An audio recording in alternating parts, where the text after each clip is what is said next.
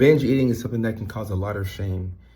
Unlike most mental health conditions, this is something that it's hard to see. You can't really pick up on somebody who binge eats, and eating disorders in general are pretty difficult to spot to the naked eye. So you have to keep in mind that everybody is struggling with something. And even though people don't voice all their concerns or the things that they're going through, people have legitimate struggles.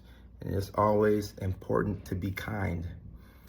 When I think about binge eating specifically, I think about the shame that people have when it comes to this type of behavior or these symptoms. And because of the nature of this condition, it's something that you can go long periods of time without people catching or recognizing that you're struggling with this. And certain mental health conditions lend themselves to this a little bit better than others. So if you are struggling with binge eating and it's something that people don't see, the shame can prevent you from getting help. It's almost kind of like a person who is neurodivergent, who is doing a lot of masking. You spend a lot of time masking and doing your best to assimilate into what is expected of you.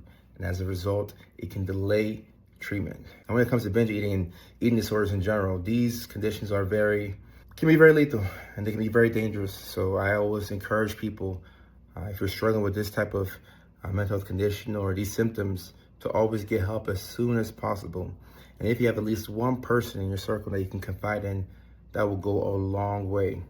However, one of the biggest reasons why people don't confide in anybody is because of the shame that's associated with the condition. If you feel like you have a couple of friends that you think you could talk to, but let's say you open up to one friend and you tell them that you've been struggling with eating and sometimes you eat too much and you have a hard time controlling your eating. And as you go into the details, you can look at their face, you can tell that they don't see what the problem is.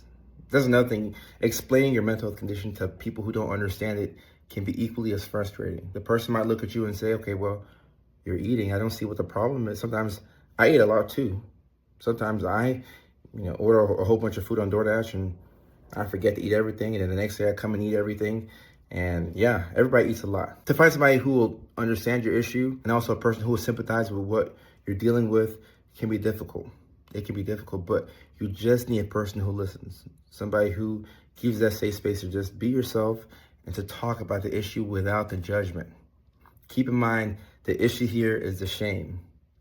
Guilt is not liking what we've done in the past.